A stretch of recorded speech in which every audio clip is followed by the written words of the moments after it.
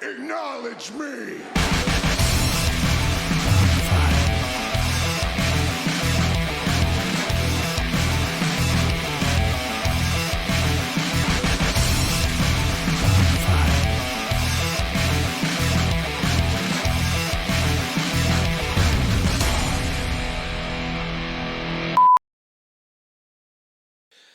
And hello and welcome back to Bitchin' About Wrestling, where the wise men talk everything WWE. Did you miss us? We've been gone a couple of weeks, but we are back in action now. Unfortunately, life does get in the way sometimes, but they didn't stop us talking wrestling on our WhatsApp group. We're all eager to get back to it, so we are here. And joining me are series regulars. We have Neil, the original tribal boss. How you doing, Neil? I'm good. And Alex is joining us. How you doing, Alex? I am all good and glad to be back after racing and video making and family crap getting in the way. So sorry I've been gone, but I'm back now. Appreciate it. I contemplated doing one last week, but I was like, it's just no fun on my own. So I just got to wait for my boys to come back. Me and my mate were doing an F1 podcast a while ago, just me and my mate. And I tried to do a show on my own.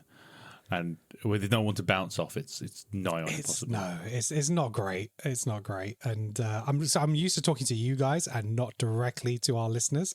So when you're trying to talk directly to an audience, it's very weird. But when I did my first live stream for the last pay-per-view, that was okay because, you know, you're watching something, you're just commentating and talking on it. But when you're having to look directly at the camera and, you know, navigate and tell a story, it's a very different feeling. So that's why when I've done my live streams, I have a VR headset on. I haven't got to look at them. It's fine. That's a good shout. Awesome. Right. So I thought I'm going to change the format up a little bit for the show. So the guys don't know about this, but normally what we do is we go through SmackDown through the show and then we go through Raw. But I thought, you know what, we haven't spoken for a couple of weeks about a lot of topics. So we're just going to go in. I'm just going to start talking about feuds and matches and we're just going to roll with it. Okay, and I think that's probably the way to go forward because sometimes we feel like we have to hold back on the show about talking about something because we're trying to save it for the segment later in the show. But it's like, no, once we get onto a topic, let's just run it through and talk everything about it. So first up, the big news this week, and I was shook. I did not see this happening on Monday Night Raw. We have a new Intercontinental Champion, Jey main event Uso.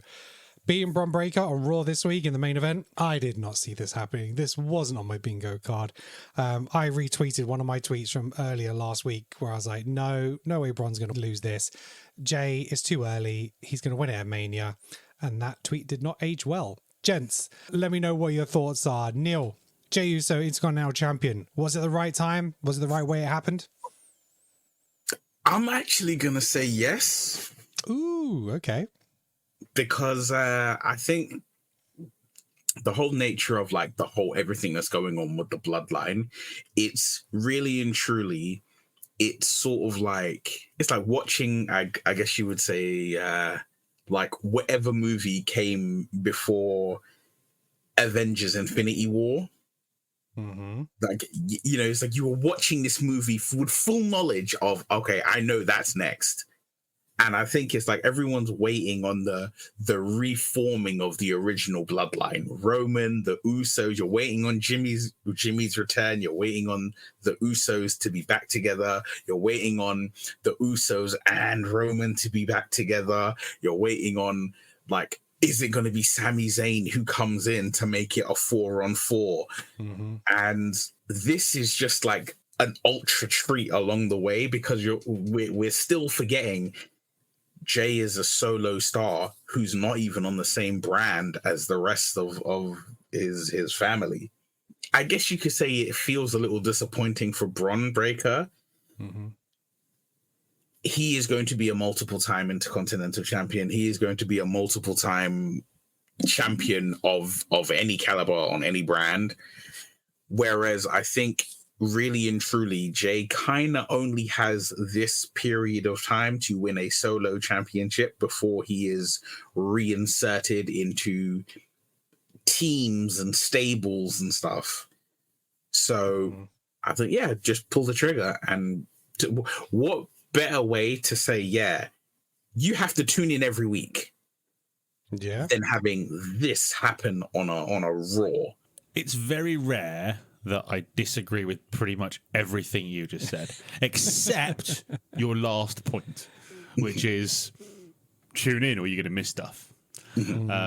So I agree with that point. However, the rest of it I think is rubbish. I don't get it. It doesn't make any sense for any of the stuff that's going on with the bloodline, and when he gets reintroduced back into it, doesn't need a title, and it's going to be on SmackDown. He doesn't want to have a title because it's a Raw title, and it absolutely destroys every single element of what we've been building with Bron Breakker, who has just been an absolute badass, destroying everybody, but he lost his second title defense. Yeah. And bearing in mind his first title defense, he lost the first pinfall in a 2 out of 3 falls match. It just, I want it to make sense. A slight rebuttal. Slight rebuttal, I will say to that, is losing your title very quickly did not hurt Sasha Banks at any of her title reigns. She lost almost every title she ever won at her first defense, and it didn't hurt her. Now, granted, she is a very different person than Bron Breakker, but in that same vein, the expectation, even at this early stage in his career, is that Bron Breakker will win the majority of matches he has. Doesn't really matter who he's facing. None of us were like, yeah, you're going to lose it on Raw. It's just, it kind of ties into the promos that they were having. When Bron was saying to you, I've been here 6 months and I've already done more than you've done in 11 years. 11 years is a long time to get just a little bit more experience than 6 months, young sir. Whilst you might not like the way it played out, it does tie into the long-form storytelling of Braun is very new to being on this stage. And experience is experience. How far does raw talent go versus experience? But what that means is, because that's the story we played in the reason he lost the first time to Sammy, yeah. And to me, that was dealt with the way he beat Sammy to get the title in the end. And I just don't. I don't think Jey needs a title at the moment. There's this whole big thing about him needing a title, and I just don't believe it. He can the feud we've got between Punk and Drew McIntyre shows that you don't need a title to be the biggest, most over thing in the company. And Jey is massively, massively over and doesn't need a title on him. I think it would have made more sense. It didn't need to be at Mania. It didn't need to be held until Mania. It could have been held for a few months, but he could have defended his title a few more times. If this was like his 7th or 8th title defense, and he had those defenses in quick succession, fine, I'm cool with that. He's won so much, he's got cocky, yes. and he's lost it. Fine, I can live with that. Second defense, it's a bit weak. It's almost like they've all of a sudden had an idea for Jey, and they've had to pull the trigger on it to make this happen, because it seems to have just kind of happened quite quickly. So I don't like it when, annoyingly, because I'm stupid, I opened social media this morning, and the first picture I saw was Jey Uso laying in the crowd with the belt on him, and I was like, for fuck's sake! I did exactly the same. So it was even more of an anticlimax when I actually watched it this afternoon. So, screw you, F1. This is like the 7th time I've done this. Screw you, WWE social media. I wish you could like no spoilers on a Monday. Just give us like 12 hours, 24 hours. Let me wake up. For those across the pond who just want to wake up in the morning and catch it at a reasonable hour in the day, as opposed to staying up till 1 a.m. to watch it on a Monday night, Tuesday morning, we'd really appreciate it. Go a long way. Yep. Jey, I mean, he'd lost, I think it's 7 title opportunities before this. He lost twice to Roman Reigns for the Universal Championship. He lost to Austin Theory for the US Championship. He lost the Undisputed Championship against Roman Reigns, the World Heavyweight Championship against Seth Rollins, the Intercontinental Championship versus Gunther, and the World Heavyweight Championship recently versus Damian Priest. So he's been on a journey. And I don't begrudge him winning a title. I knew it was going to happen at some point. I agree with Alex that it felt quite quick in terms of, he became the number one contender through the tournament. And I think that for me, Bron hadn't really had a match for several weeks. Now, whether that plays into the story, because he's been waiting, because he was red hot after facing Sammy. And then Adam Pearce basically slowed him down. And maybe that will be the narrative is like, I haven't wrestled in like 3 weeks. I wasn't ring ready or whatever it may be. That could play into it. But I just thought that, yes, I think he needed to build up the cockiness with a few defenses because they tried to play that narrative through commentary, just like his ego or his confidence. He's overconfident when he was trying to do moves. And like he went to pin Jey and he got a 2 count and he was like raising his arm like he thought he was going to win. And so they were trying to play that narrative that he was sort of like cocky in it. But yeah, I just don't think there was enough time to it. And, but we also said we don't want people hanging titles for a long time, so who's to say this won't go back and forth? Bron might just destroy him next week on Raw or in 2 weeks' time or the Monday night after Bad Blood.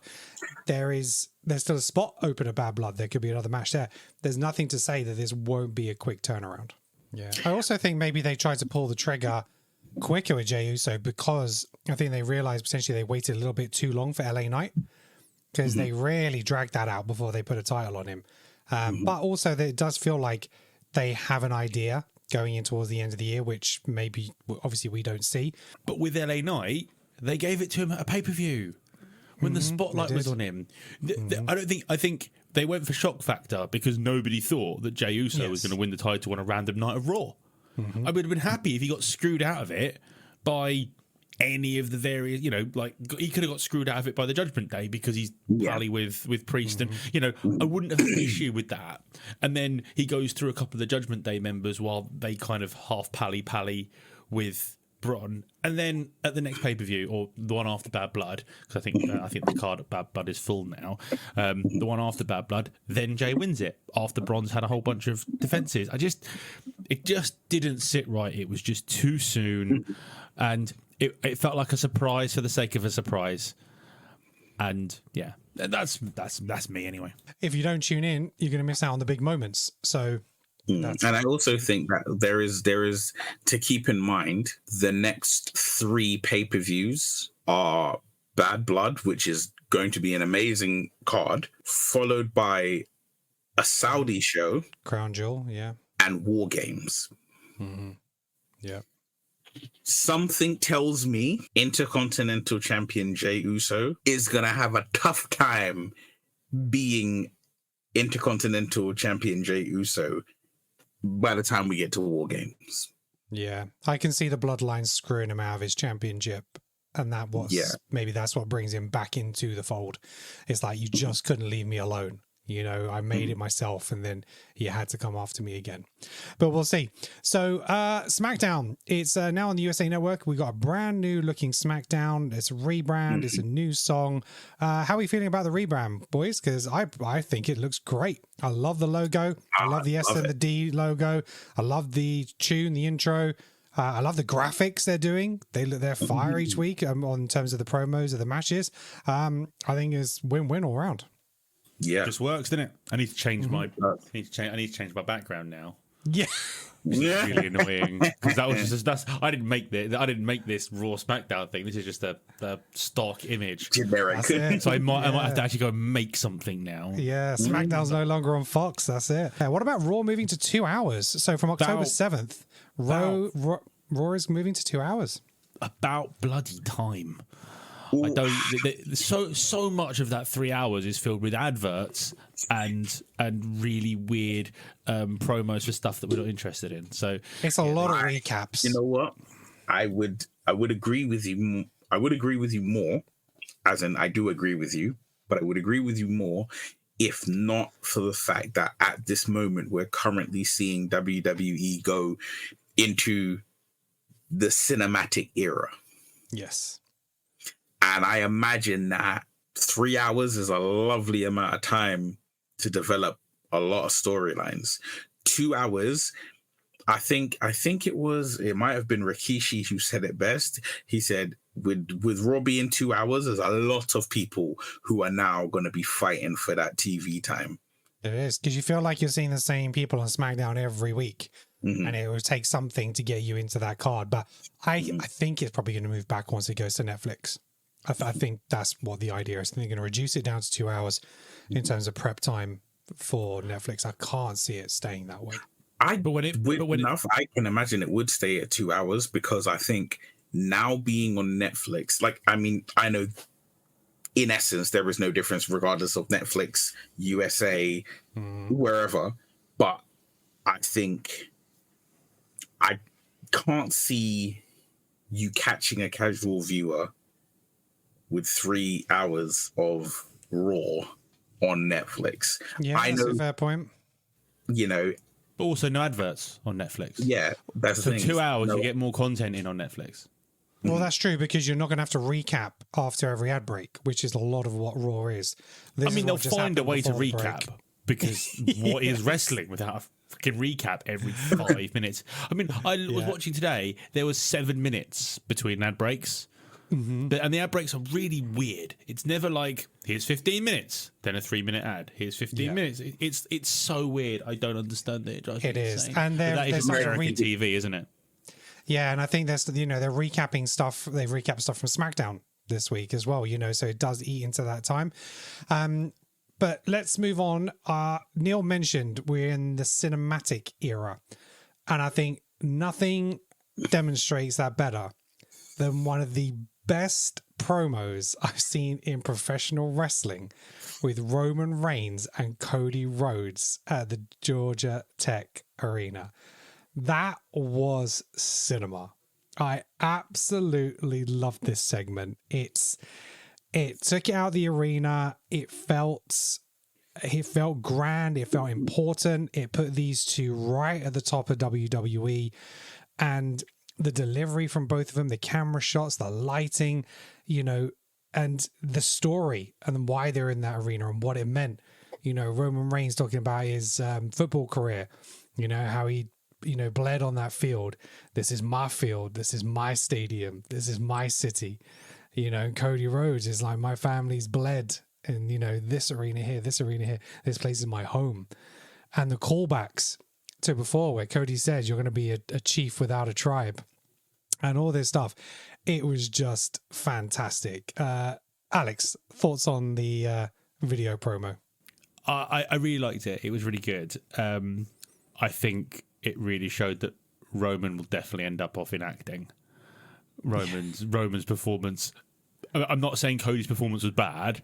Roman's performance was levels above Cody's. Yes, just the facial expressions and things like that. It's just it was like you could see Roman feeling things.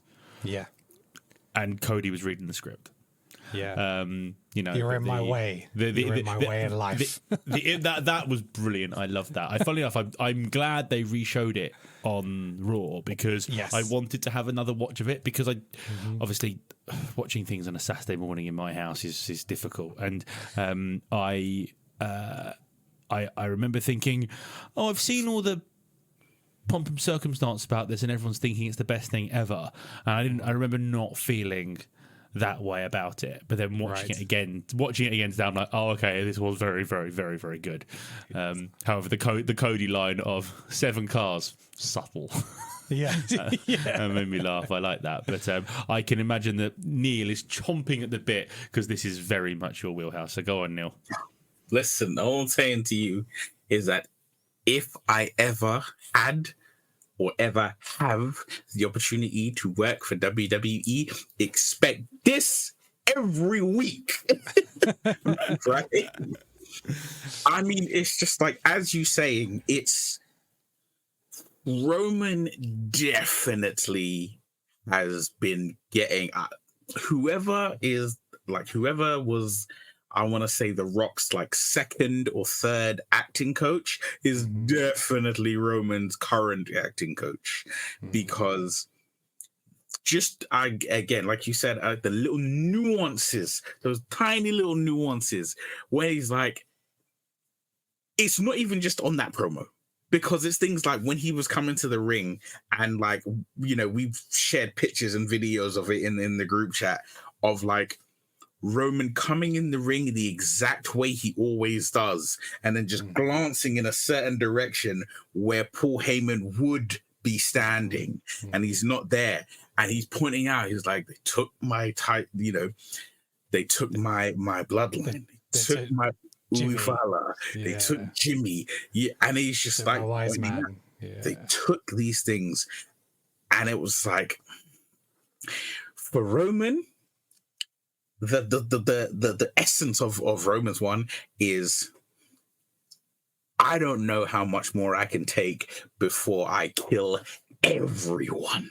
Yeah. The man has the most incredible aura of anyone I've ever experienced in wrestling. He just has to stand there and you're like, shit, this guy means business. Yeah, and it's the magic of, it's very rare for someone to be able to pull off so much with their mouth closed. That whole, you're in my way. And then he moves, and it's like, you're in my way in life. Yeah. that could have been in like a gangstery, drug dealery kind of movie, and that's the face off between the two bosses. That's what it feels like. Was? No. I'll tell you what that scene was. That scene was Robert De Niro, Al Pacino in Heat. Yeah. Has got shades of that. Absolutely. I mean, all this really kicked off with Cody Rhodes. Obviously, had the cage match with Solo Sikoa a couple of weeks ago, and I was surprised he got a fairly clean win. But I guess he is the champion. He is the face, and but Roman Reigns came back. They have to build him up as that, though. They do. Yeah. They have to give Cody an aura because he doesn't have one. No, he doesn't. Because Roman Reigns returned to smash the block. I love it when he climbed inside the cage and he shut the door, and it's just like, it's about to go down. And through hands. Obviously, then Nick Aldis, he wants to set up this tag team match. And Roman Reigns, this is the first time we hear him on the mic. And when he's just standing next to Nick and he just puts his hand out and he hands in the clipboard, he's just like, I'm sad though. He didn't ask to be acknowledged. He didn't. I'm sad because he should have been. Neil's going to tell me why it shouldn't have been now, but I just wanted him to say, wherever they were, acknowledge me, because it would have been the loudest thing ever, and I want it. And I know it's going to come, but I wanted it to be the first words out of his mouth. But he did the raise, and everybody, he did it so slowly as well. And everybody, the crowd, that was such a brilliant shot. The whole crowd's going up with him. But what was fascinating about it is, it's the first time we've heard from him, but he's the exact same Roman Reigns we got pre-Mania. So where everyone was, he is the bad guy, Cody's the good guy. He's gone for like 3 months. We've missed him. We want him back. Everyone's popping. He's like, he's the most over he's probably ever been, but he's the same character. He's like, this is my ring. This is my show. He isn't the good guy now. Do you know what I mean? He's just on a revenge path. Yeah. And I think this is where, if they keep that going and then they do the Cody heel turn, then his face run will just be phenomenal. I mean, I think the last person who was this over was Austin. I honestly believe that his level of over at the moment is insane, and I've not experienced anything like this in my modern watching of yeah. I mean, when we went to All In, I wore my OTC t-shirt, and the amount of people who were acknowledging walking past, it was brilliant. And okay, now I have to go buy one and walk down the street. I mean, it's not going to happen. That's it. I now want to go and buy one. Just get my wife to do it. She won't do it either. I might have to buy her one. Neil, final thoughts on Roman Reigns and Cody? I mean, it is building up to the wonders. But where you said about he is the same person, to quote Roman Reigns, he says, I'm not a good guy. I'm not a bad guy. I'm the guy. Yeah. And that he's proven it, because, like you said, he is just the same guy, or the difference between arrogance and confidence is the proof. He is saying, this is my ring. This is my crowd. This is my home. This is my place. And it's like, yeah, because for the last 4 years, you walk in with the music, you walk out with the music. Mm-hmm. And it's proving that it's just like, all it takes is the twist in perception. Roman wasn't a bad guy. He was the gatekeeper against the bad guy. He had to behave as a bad guy to prevent the bad guy. Mm-hmm. And didn't they say at some point that you don't want Solo? Yeah. You don't Yeah, want he me said to, you don't want him. Yes, you don't want me to not be the tribal. You think I'm the bad guy? Is. Yeah, exactly. He did. And I remember, I think it was before the first Cody Mania match. He sat down for an interview and he pointed out, he was like, they will miss me when I'm gone. Yeah. They will crave me when I'm gone. And my God, when I saw somebody like put a string of clips together, and it was just like him saying all of this prior to that first Mania match, and then a year later he's gone, and then it's like, we want Roman, and even certain little tiny bits where you're hearing Solo, and it's like, oh, now you want him. Yeah. Jacob Fatu, he's being held back from Roman, which I do like and I appreciate, because that's going to explode. That's something to look forward to. Where does Kevin Owens fit in this? Because obviously Kevin Owens saw the promo. He's not happy that Cody is sort of like siding with Roman now because of what the Bloodline have done to Kevin Owens over the past like 3-4 years. And is this all a ruse for us to think it is going to be Kevin Owens that turns and it ends up being Randy Orton? Is it just that, or what do we see what do we see Kevin Owens doing in this spot? Difference of opinion here. Go on, Neil. I see this as being, everybody can see Cody is making errors, except Cody, because all Cody has done since returning to WWE is try and make friends. All of his matches have been like, be my friend, be my friend. He's basically, he's like Goku in Dragon Ball Z. He's like, I'm going to beat you up and then we're going to be friends. And that's all he's doing is making friends, making friends, making friends, making friends, making friends. But I think the whole Kevin Owens bit, how he fits into it, how Randy Orton will fit into it, is none of them will trust Roman. Cody will try and assemble a team. I think it'd probably be War Games, the Bloodline versus a Team Cody that has like Roman in it, maybe Kevin Owens, maybe Randy Orton, maybe he has all his friends in it, and they lose. Yeah. And then they're like, you messed up because you wanted Roman in here. None of us could trust him. None of us could concentrate on beating up the Bloodline because we all had to worry about whether he was going to be raising his one finger and stomping us out. And Cody turns. Yeah. All right. Cody's not going to turn. However much I would love for Cody to turn, Cody's not going to turn. And we are being led to a ruse that it is going to be Kevin, because again at the end of SmackDown Kevin was holding a chair and he turned around. It is absolutely a red herring. They are not turning Kevin, because I believe in what Neil has just said, which is it's going to probably go to War Games and it will be Roman, Cody, Randy and Kevin. They're going to lose. I think Cody will take the loss, and then as Roman kind of storms off, Kevin's in disbelief, Cody gets back up and he's going to get hit with an RKO, and then Randy wins the title.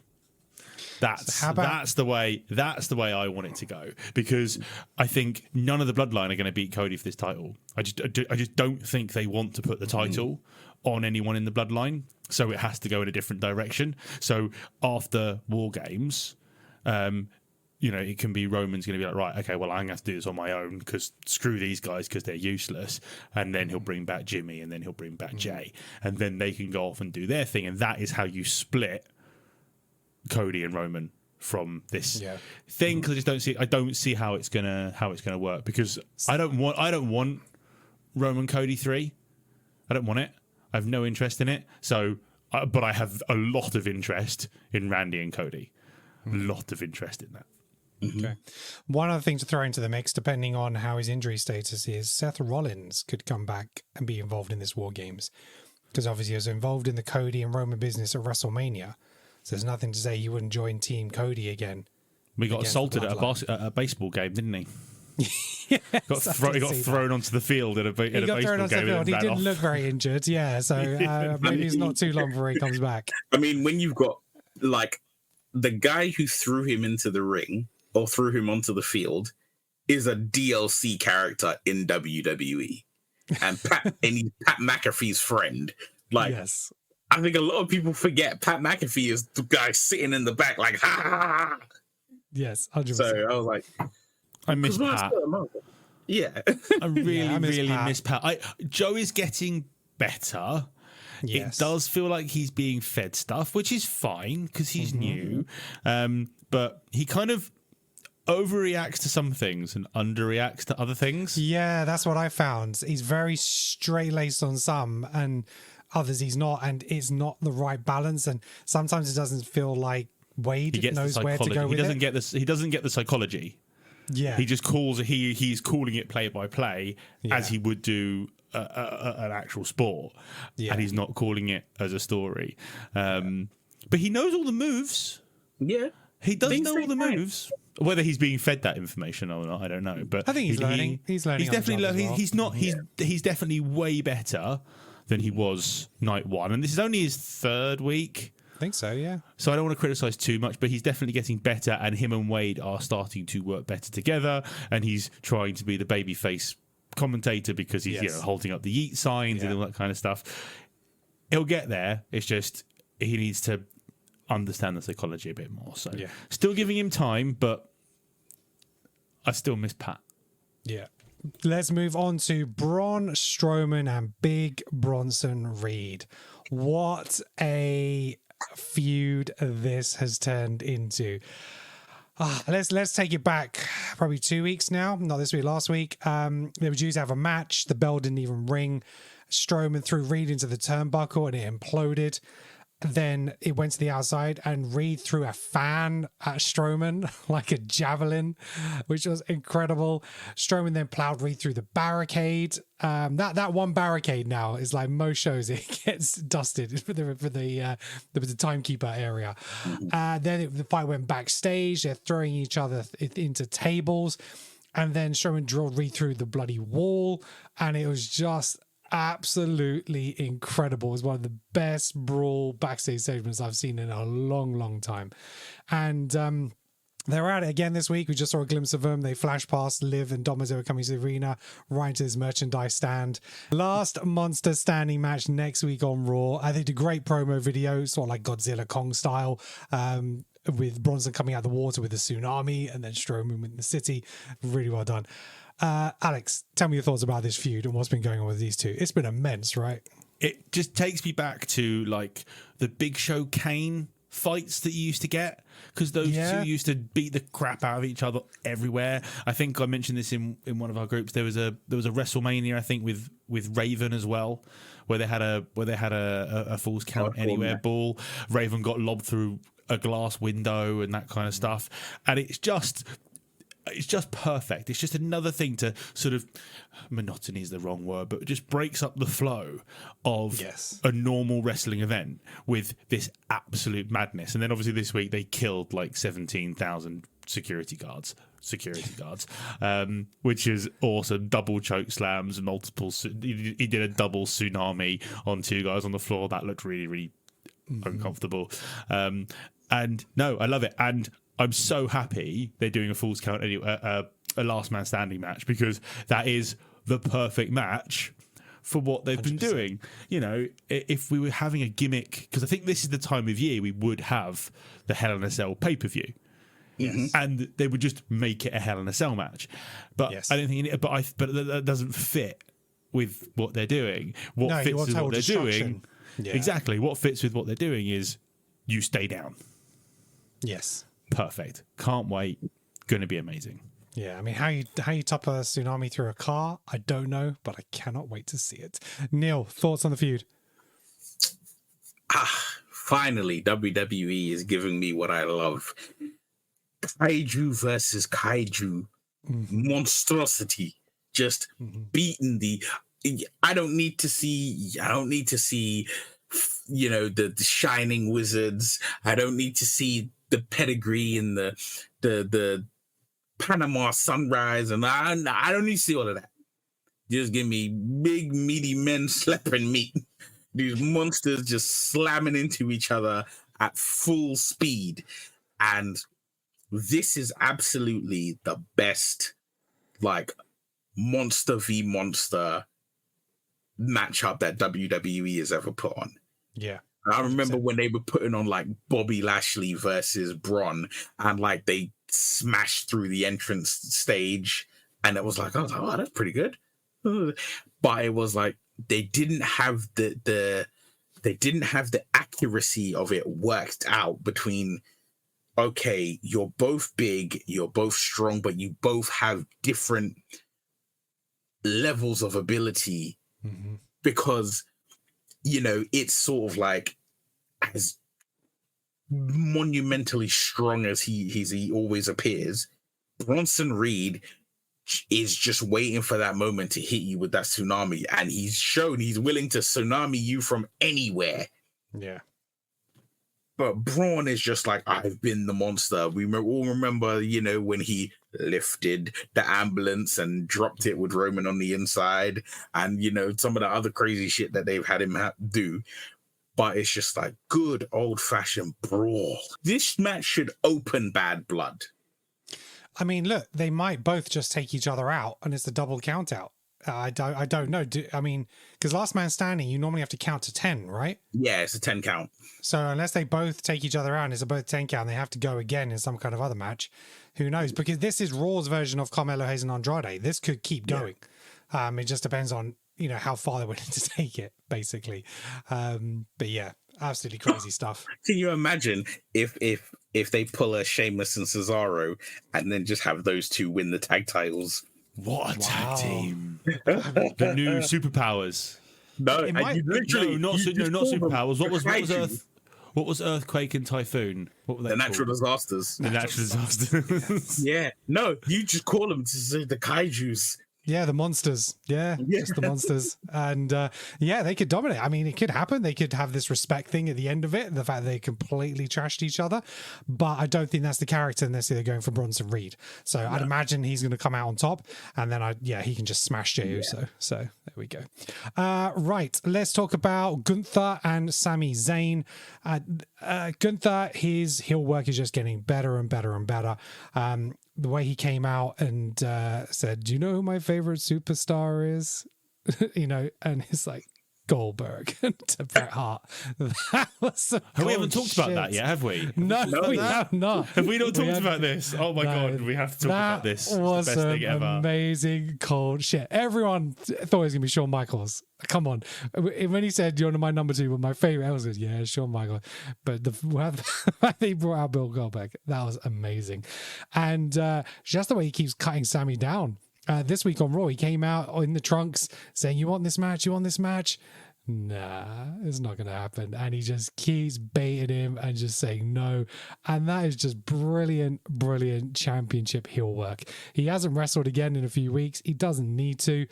It has just been fantastic. And, you know, at this point with the title, yeah, everyone else has got their own storylines and they're distracted. Sammy kind of fits it, in the sense that he was the one that beat him for the Intercontinental Championship. There is a history there, kind of lends into that Rocky thing which they built for WrestleMania. It was like Rocky 3, you know, he's the underdog kind of thing, and he's like trying to climb back, and he's like, I've beaten you once, I can beat you again. And yeah, it's been really, really great. But for me, Gunther has just been next level. Neil, thoughts on Gunther and Sammy? I know we don't want these long title reigns, but Gunther, please, sir, please. Like, let me get to like, I don't know, 43 before you lose this title. Let me get old, right? Because the beauty... Yo, 43 is not old. It's older than I am now. Way older than me.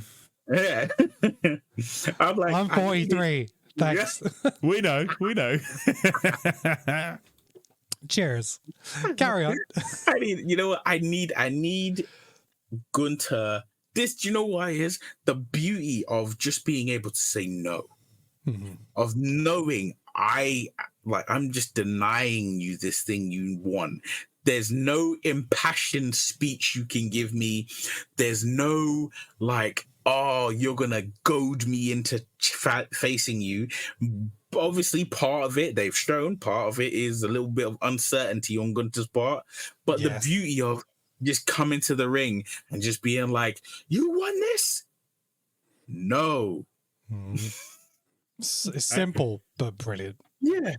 Yeah, I can't say much more. I think Gunter has done an amazing job. His character work has just escalated and escalated and escalated to the fact where he's standing above Sami Zayn, who is an expert at this stuff. And to be able to stand next to someone like Sami Zayn and look better than him is a hell of an achievement. And I think Gunter's doing a great job. And obviously the side quest of him having to deal with Kaiser is brilliant as well, because I think Kaiser's doing an amazing job. Yeah. The match with Sami was fucking awesome yesterday. Today, I don't know how to address it. This week, yeah. This week, that's the words to use. Brilliant match. I don't think I've seen Kaiser do a bad match. No, I think the guy's brilliant, and his character work is just brilliant, and he's not really Gunter's kicking boy anymore. He's his own entity, but just has the respect for Gunter, and it just works.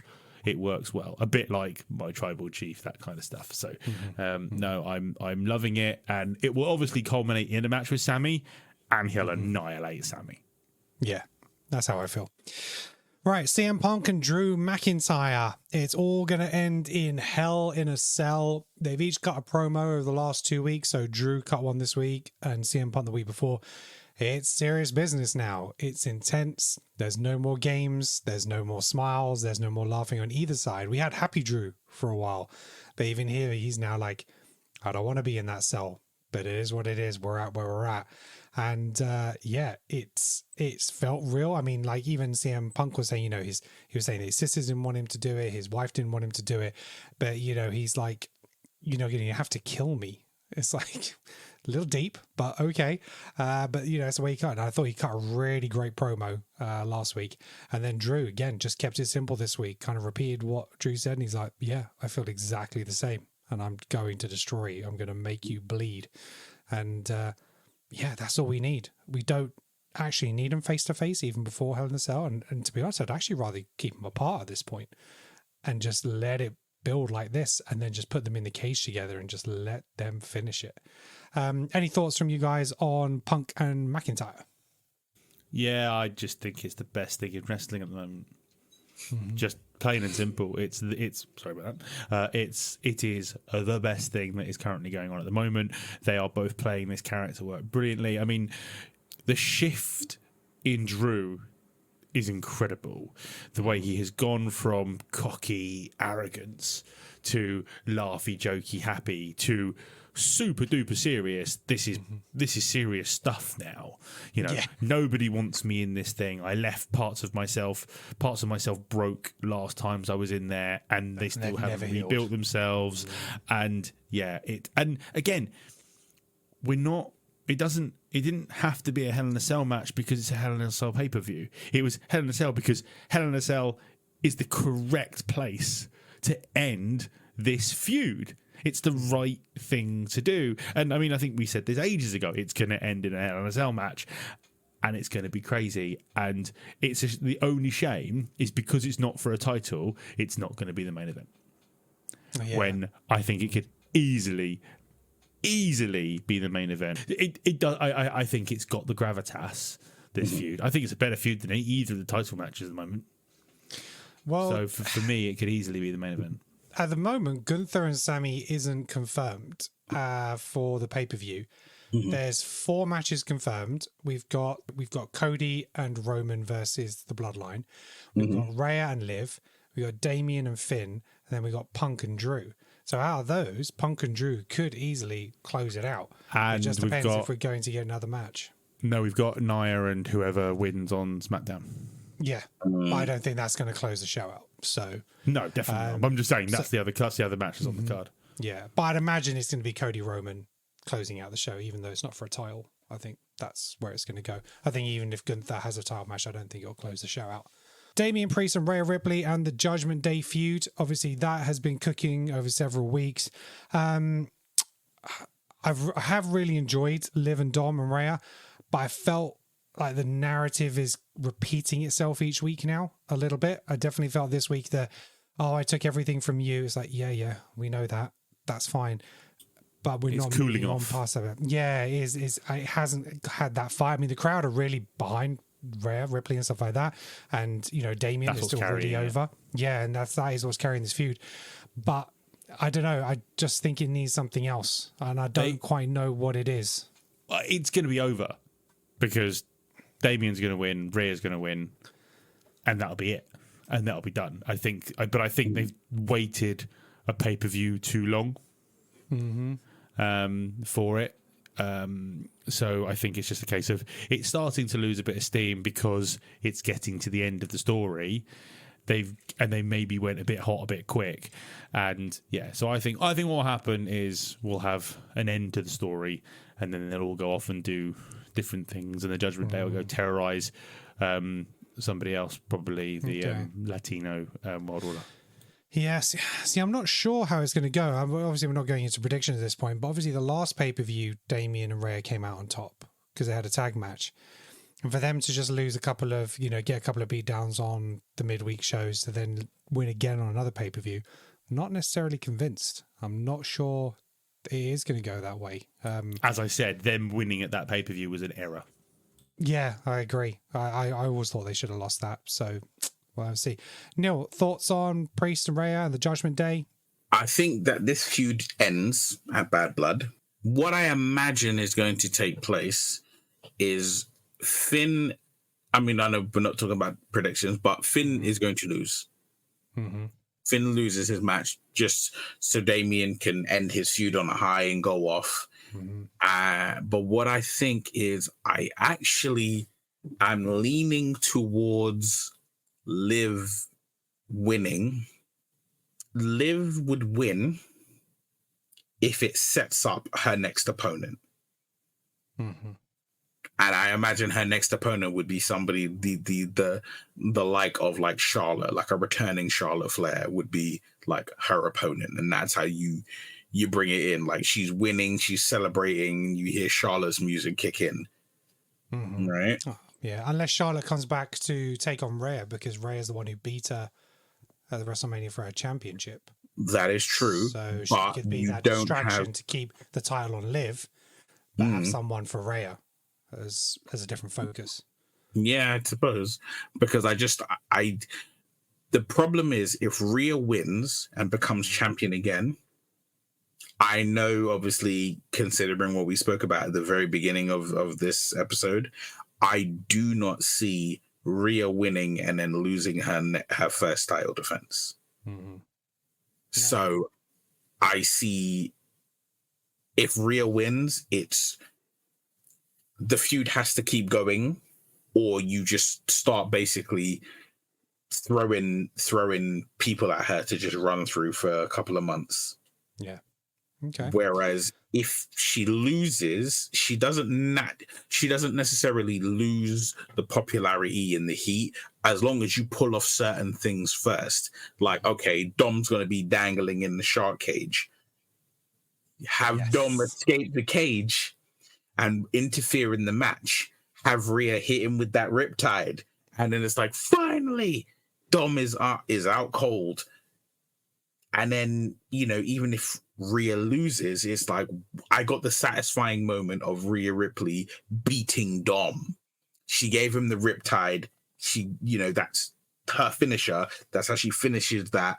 And then maybe she goes on to try and earn her way into winning a title, or you put a feud in to make her, you didn't win the title because of this. this person came in and cost you the match. Now you're in a feud with them. Yeah. Can you see a situation where we have Rhea versus Dom? Yes. Split. I just don't think we're allowed to have those matches. I want to, but I don't think we're allowed to have those matches. However, I do think it's funny that we joked about Dom on a pole match, and it's basically what we've got. Yeah, exactly. With him as a Shark Tank. Contract signing of ownership for Dom. Wasn't the last person in a Shark Tank above the ring Earlswood? Or whatever his name is, with Carmella. Enzo. It was Enzo Amore. Oh, was it? Okay. I had a feeling Dom's already been in a cage. I thought it was Ellsworth because Ellsworth, yeah, I know. I remember with Carmella when Ellsworth was with Carmella, and he was in a Shark Tank above the ring, and they dragged him out of it somehow. But yeah, no, I'm happy for this story to end. Mm-hmm. And I think it has to end with Rhea taking the title, and then they'll maybe Liv and that will disappear for a bit, and then a new contender will appear. Right. We've got a lot to get through, and so I want to kind of basically get some quick thoughts. So I want to give you thumbs ups and thumbs downs on what's going on with these guys. All right. So Nia Jackson, Tiffany Stratton, Bailey, and Naomi. Is this feud a thumbs up or a thumbs down? I really like it. Thumbs up for me. I like it. Thumbs up for Alex. Thumbs down. It's an audio podcast, Neil. You do also have to say something. Yeah. Yeah. Tell me it's a thumbs up. It's a thumbs down for me. I think it could have. I think obviously the whole thing is just leading to Tiffany Stratton's face turn, and I'm just like, do something to make it more interesting. LA Knight is still our US champion. He defeated Andrade on SmackDown. LA Knight, his championship run and where he's at. Thumbs up or thumbs down? Double thumbs down. Ooh. We are not agreeing today, are we, Neil? It's just, you know what it is I think you guys said it perfectly. They waited too long to put the title on him, and now he essentially has no opponents who are really worthy. This match with Andrade was great, though. Yeah, because I was going to say, yes, Andrade is amazing, but there's no built storyline as to, it doesn't feel like as amazing as it should. The match will always be amazing. Andrade is amazing. LA Knight is good at what he does. But that match deserves better lead up than what we got. Yeah. The thing is, it will now be Carmelo, because Carmelo will beat Andrade, and then it will be Carmelo against LA, and then we might get a triple threat, which will be incredible. Yeah, it's a thumb down for me. I think LA Knight is the most overrated performer on the roster. I don't get it. It's a good catchphrase. I don't think his promos are that good. I don't think he wrestles that well. And he needs to stop trying to jump up on the top turnbuckle because he keeps falling down. He has not made it too many times to now make it something that he does until he can nail it every single time. Because listen, he's a big guy. He's a Steve Austin size guy. He doesn't need to be up on the top rope doing stuff like that. But I totally agree. At the moment, he has no one to go up against verbally because he can't go up against Andrade verbally. I guess he could go up against Melo verbally, but I think once he's finished with Melo and Andrade, who is there? Mid card's quite thin. On SmackDown. I hadn't thought about this, but you're absolutely right. The mid card is quite thin. Yeah, it definitely. I wouldn't mind Jacob Fatu taking a run at him. Yeah. Well, if he took a run, he'd smash him. Yeah. Andrade and Carmelo Hayes, a feud continues. We're getting another match in the series. That gets a thumbs up from me. Thumbs up or thumbs down, gents? Thumbs up. Thumbs up. But just thumbs up. A fight forever. Giovanni Vinci, debut, won, and the follow-up, loss and loss. I don't know how to feel about this. Yeah, thumbs up or thumbs down, Giovanni Vinci? Down. Only a thumb up for the comic relief, and what they're gonna and just because I'm interested to now see how they go forward with it. I love the fact that he basically got screwed. in that first match. In that first match, 100%. I think. Who said it? Cody said it. Not Cody. Corey said it. Which was Roman gets 11 minutes to come down to the ring and get himself ready for a match. Yeah. He wouldn't even let him take his jacket off. Yeah, wouldn't let Vinci take his damn jacket off. And I think Apollo Crews is the right person for this as well, because I like Apollo Crews. I think he's a funny guy, so he can be like, that kind of thing. So they've got to do something with it, but I quite like it. It's goofy wrestling for life, that kind of thing for me. The New Day, they missed out on the World Tag Team Championships versus the Judgment Day. This week, Kofi brought out the old memories. You know, he tried to show the box of cereal. He brought out the trombone, and then the guy came out with the pancakes afterwards when Xavier Woods was like, no, he doesn't want this. But they lost against American Made, and Xavier Woods kicked off again, and now he's got a match against Rey Mysterio next week. The New Day, where they're at and their feud, thumbs up or thumbs down? Thumbs up.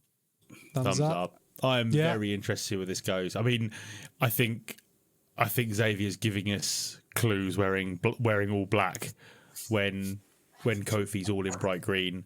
And yeah, that's what I was pointing at with Neil wearing his Bootios t-shirt. And I can actually see Xavier as a really good heel. And I think what's going to happen is he might lose to Rey and then snap and then beat down on him after the match, and then Kofi comes to try and sort of like, well, what are you doing?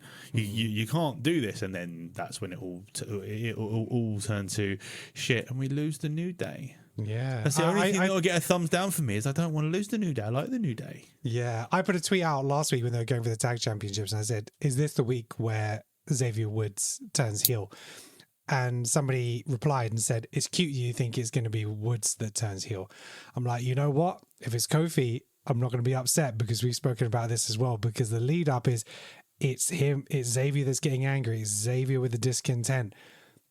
Why wouldn't it be suddenly Kofi saying, "You ungrateful son of a bitch," and him turn on him? And I wouldn't be upset about that at all. You know what? I'm just waiting for the moment where we get the promo where it's why Kofi why, and Kofi's like, how many titles did I win before the New Day existed? I've been carrying Xavier Woods for years, and I'm tired of it. I'm tired of the ungratefulness. I'm tired of the bitching and the moaning. You know, I've been WWE World Champion. I won it at WrestleMania. You won King of the Ring and had your crown destroyed a week later. We're not on the same page here. We're not in the same level. It's going to be a venomous. Whoever turns, it is going to be a venomous fallout, and I am here for it. And awesome. You know what it is?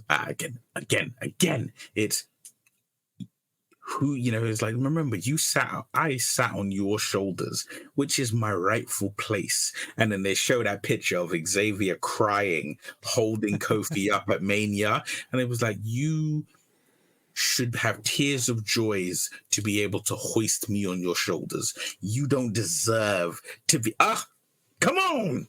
WWE, don't let me down. WWE, don't let me down. Let's go. Honestly, I've said this on multiple shows. Triple H, I know you're watching, because why wouldn't you be? Give this man a job.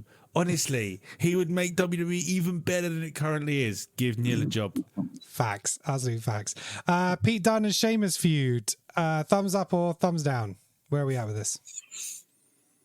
Thumb in the middle of the road, because I don't really care. Some of their interactions are really good, but I don't care enough for it to be a thumb up or down. Okay. A shillelagh match should have been announced by now. Yes, 100%. Well, it's going to be a shillelagh versus a cricket bat. I mean, he smashed him over the back with a cricket bat today. Yeah, or a shillelagh above the ring, or you know. I mean, Jesus Christ! But the whole "Don't call me Butch" thing now being or call him Butch, whatever the chant is now, being a chant is fantastic. And listen, I love me a bit of Sheamus. I love me a bit of Pete Dunne. I'm not going to get mad at it. It's not the best thing out there. Is it a bit of filler? Yeah, sure. that's fine with that. Raw's a 3-hour show. The Wyatt 6 gone quiet. What next? We've had some QR codes and stuff. it started off so well, but I just don't know where it's going now. The problem is there is really and truly, where do you go? I mean, I have an idea of where you'd go, but it's not going to go that way. Mm-hmm. It's because of their gimmick and because there is so many of them, you need a collective of people to go against them. It can never be just one person. And even if it is just one person, it's like, how do you handle 6 people? Yeah. It's because they've almost portrayed them as like the good guys.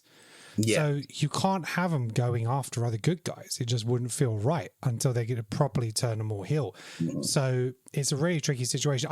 Maybe they'll go after the Judgment Day, after Bad Blood, and that'll be their thing. But yeah, I would move them over to SmackDown for a bit. They don't have to be exclusive to Raw, although, they are. They signed a contract, remember? He said, I signed their contract.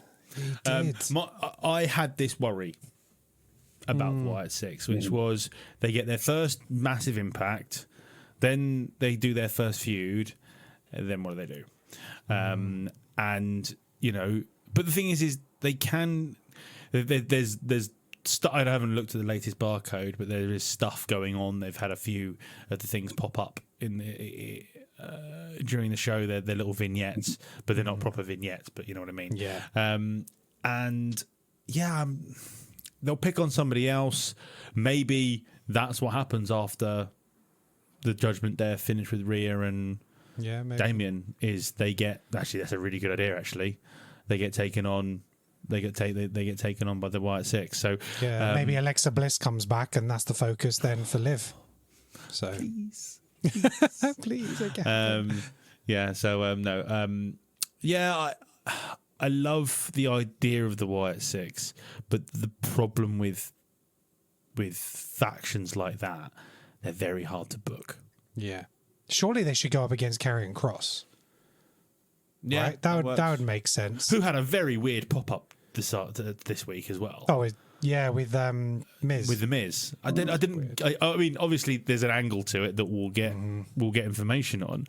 But I was like, what are you doing, Karrion? And it's such a shame. I think Karrion has so much potential to be a fucking megastar because he looks great. He is very good on the mic. He's very good on the ring. In the ring, he's got a great sort of faction of badasses behind him.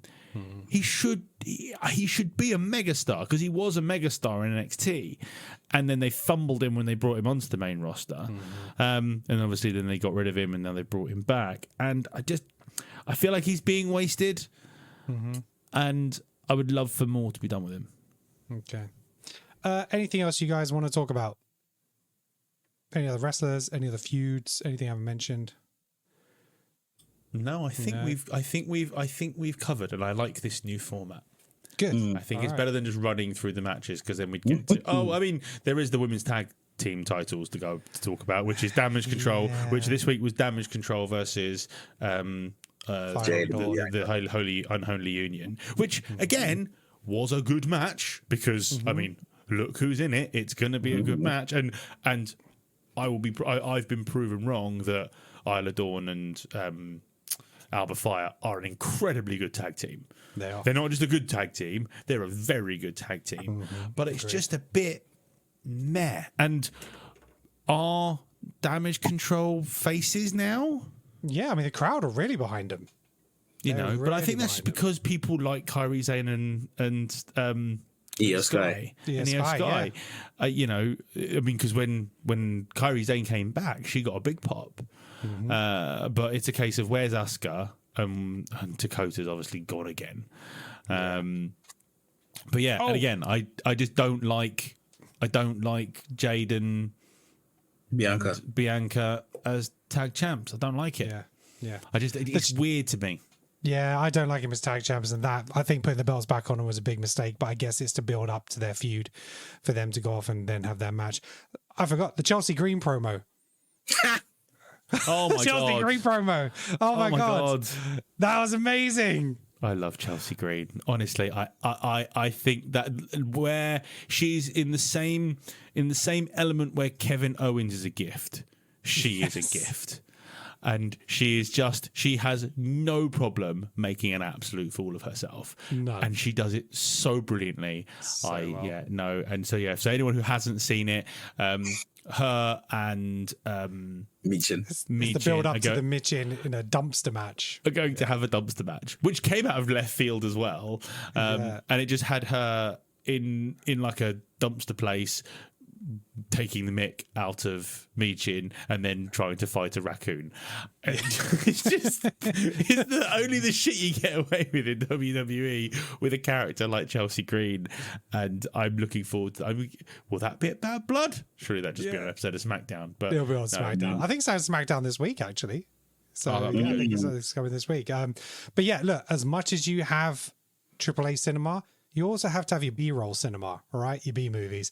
And that's what these kind of promos are. It's fun, not to be taken seriously, and just go with it. And her social media work has been fantastic as well. Really, really good. So yeah, big props to Chelsea Green. And the last thing I wanted to mention was the Vince McMahon documentary. So that is dropping tomorrow. I think it is. Let us know your thoughts in the comments. What is going to come out of this documentary?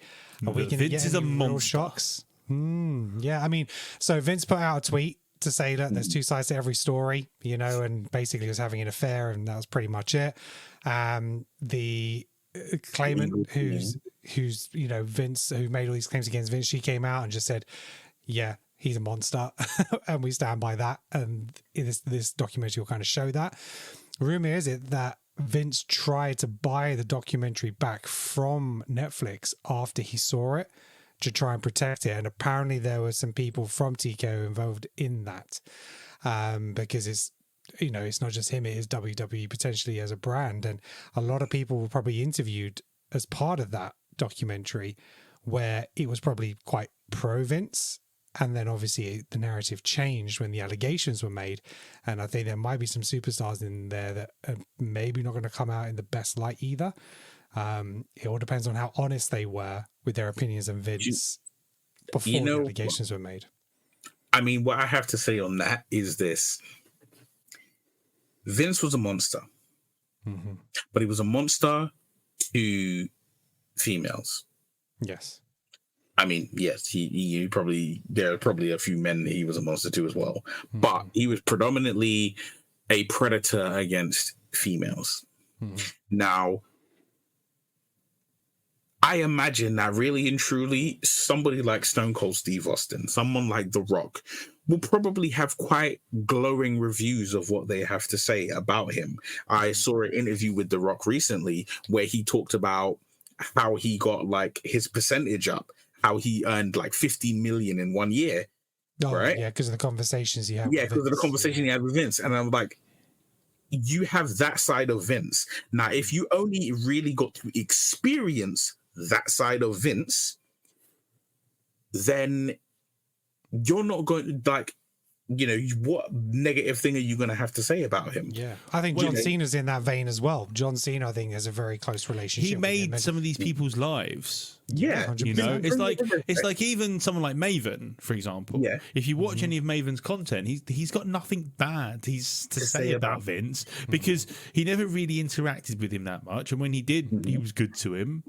Yeah, and it's that kind of thing. I've had this in my own life with friends where it's like, oh, I hate that. I literally have it. Two of my mates hate each other, and I've almost been put in a position to pick sides with a pair of them. Luckily, one of them I don't see very often, but they hate each other. They cannot stand each other, and they're both telling me how the other one is awful, and I'm like, well, I don't see that in either of those people. So so am I the bad guy? Because or don't see it. It's that kind of thing, So I understand, it's like, I can imagine like someone like Hulk Hogan probably has lots of bad things and good things to say about Vince. But if you're the Undertaker, what have you got bad to say about Vince McMahon? Yeah, they've all had different journeys, and obviously Vince would have changed as a person from the days that he was like had Hogan, and then he had Rock, and then he had Cena. So I think you have to look at it in three parts. You have Vince McMahon, the character for WWE. You have Vince McMahon, the businessman. who dealt with the WWE talent. But then you have Vince McMahon, the private life, and how he potentially treated certain individuals, how he maybe abused his power in his position and wealth and stuff like that. And sometimes you have to look at those things separately and understand that people, they're not condoning actions and behaviors, but they're just talking about their truths and what they've experienced. Because at the end of the day, until you see the proof, until you see evidence, it must be really hard as well. Some people, they will change instantly and they'll say, if he did that, this is what I think of him. Doesn't matter what he did for me. And that's fair enough as well. So yeah, I'm not here to judge like anyone's opinion on any of those wrestlers and what opinions they have of him before and after, because it's totally their experiences. So but it's going to be really interesting. Right. We might have to do a midweek show. Yeah, I think we'll do a review of the documentary. We have a very, very, very good wealth of knowledge and of preconceived knowledge about him, whereas Netflix is probably like, this is for people. Obviously, wrestling fans are going to watch it, but this is for people who probably have zero idea who this man is. So listen, it's like Drive to Survive for F1. You know, the amount of people who weren't F1 fans who watched Drive to Survive. And I think the thing with Vince McMahon is there is zero doubt he was an incredible businessman. From what he built, you can't forget the fact that he might be a monster and a terrible, terrible human being. He's a great businessman. He built a business that was failing, took a business that was failing and turned it into a global thing that made him a billionaire. And you know, so that side of it, that side of business, Vince, is an impressive story. And, you know, certain things like he wouldn't get people to do things he wasn't willing to do, like when there was the grog thing. You know, I mean, the guy was a bit nuts as well. But I guess when you see people with that much power, they kind of are a bit crazy. But yeah, it's going to be a really interesting watch. But yeah, I think you're right. Yes, they'll split because there's the Mr. McMahon character, and then everything else, and it's where the lines blur, isn't it? Yeah, that's right. So I can clarify a few bits. So it's going to be dropping at 8 a.m. UK time tomorrow on Wednesday, and there is going to be 6 episodes of the series, ranging between all at the same time. I believe so, yeah. So, but ranging between 50 minutes and an hour and 5 minutes per episode. I've got so much work to do tomorrow. It's not a one-day watch, ladies and gentlemen. And basically, Dwayne "The Rock" Johnson, Hulk Hogan, Stone Cold Steve Austin, John Cena, Paul Triple H, Levesque, they're all been part of it. They're all been interviewed. So it's going to be a big one because they did this over like 2 years or something, or like 2-3 years. There's a lot into it. And really? Yeah, and the allegations came part way through. So they did a whole load of interviewing with Vince directly. But then when the allegations dropped, I don't know how much he then participated in actually that and whether they just went off in their own direction. So it's going to be really interesting to see how this goes for sure. Right. Thank you very much, watchers and listeners, for being with us. We really appreciate you. Hope you're glad that we were back and you're enjoying the new free-flowing format. Make sure you hit that like and subscribe on our YouTube channel if you're watching or even listening. And then if you are listening to this podcast, make sure you hit that follow and give us a review on Apple Podcasts, Spotify, or wherever you download your podcasts from. Alex, did you have something to raise? Sorry, I just got trying to chase the fly. I know, I just got attacked by Daddy Longlegs. They've been haunting me in my house. It is. Luckily, I'm cool with them. Yes, while we're talking about liking and subscribing things, please go to my YouTube channel, Alex Van Gien Racing. I put out a video week before last, of my latest race. I get spun round, I go airborne, but it still ends quite well, and I think it was a funny and good video. Put a like, put a comment, subscribe. I've got another video I'm working on at the moment that will hopefully come out some point this week, and some shorts and some bits and pieces. I'm really trying to grow my channel. I'd really like to get to 800. I'm only like 6 subscribers off getting to 800, so that would be lovely. Awesome stuff. Neil, anything from you? Follow my film review, my film page on Instagram, which is called Neil the Real Deal, but it's spelled REEL Deal. So you'll see reviews, you'll see like fantasy castings, you'll see like how this film should have ended, you'll see artwork, see a bunch of stuff. All right, cool. I will do that now as well, sir. Absolutely. And make sure you check out our other podcast, the Creative Control podcast, where we talk about movies and TV. We'll be back with another episode next week where we'll be reviewing the top 10 movies of 1990. Yes. We'll also be doing a deep dive on Alien, Romulus and the Alien franchise, and where we're going to take that next. And we'll also be talking about Spider-Man 4 soon as well, and what next for Spider-Man and Tom Holland in the MCU. Right, that's it. Thank you very much for joining us. We appreciate you as always. And until next time, peace out. Peace.